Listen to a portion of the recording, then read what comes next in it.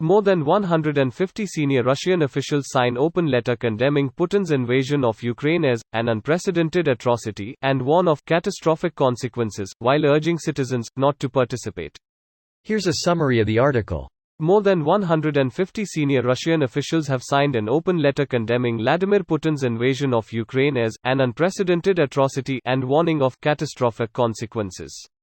The deputies said they were convinced Russian citizens do not back the war and blamed Putin personally for ordering troops into Ukraine in an attack for which there is no and cannot be justification.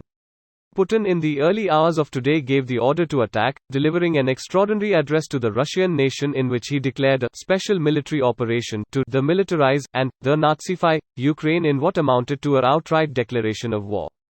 The letter urged Russians not to participate in the aggression, and called on citizens to speak out against the invasion because only massive popular condemnation can stop the war. It was a surprising step for Russian officials to speak out against Putin, who usually holds an iron grip on dissent, and last week televised a meeting with Moscow's top security chiefs in which they appeared to be railroaded into backing his plans to invade Ukraine. Ukrainian President Volodymyr Zelensky, in an address to the nation on Thursday morning, said the history of Ukraine has now changed forever and that Russia has embarked on a path of evil, comparing the Russian attack to Hitler's forces in World War II. Heavy sanctions are expected to follow, along with more shipments of military equipment to Ukraine, provided they can find a route in. This post received a score of 160,000, with an upvote ratio of 90%. Here are the top comments in response to this article. I hope Russia loses and Russians wins. The age of information is a scary and beautiful time. The fact that we can separate the people from the government instead of eat propaganda and dehumanize people, that's not to say it isn't still happening, is nice. I feel like this has been a growing sentiment in the past decade when it comes to talking about countries. When people talk about hating Russia, it is always the government. The Russian people are very down to earth and love to meme like any other group of people. Some of the best memes come from Russia. They just live under a dictator and haven't seen anything they can do about it. They just hope that someday he goes away and they can be normal again. It seems like this moment was the straw that broke the camel's back. My biggest wish is that this invasion backfires spectacularly and leads to Putin's downfall. Not that I'm stupid enough to think it'll actually happen though. Hopefully it does. Argentinians overthrow their military government after the failed Falklands campaign. But things are different. The Russian military isn't a pushover.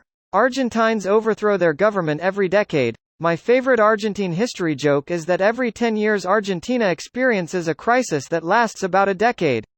From Wiki, 2001 last resignation and 2003 sped up elections, but current president not yet overthrown and term is halfway over. Almost 20 years of not overthrowing the president, nice. Yep.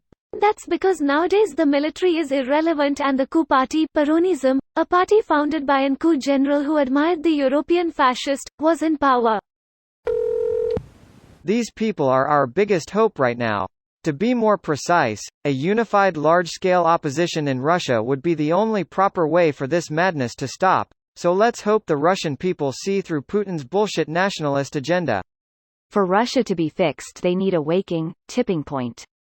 For everyone here that's cynical that nothing is going to happen because nothing has happened in Russia for a long time, I really like this quote.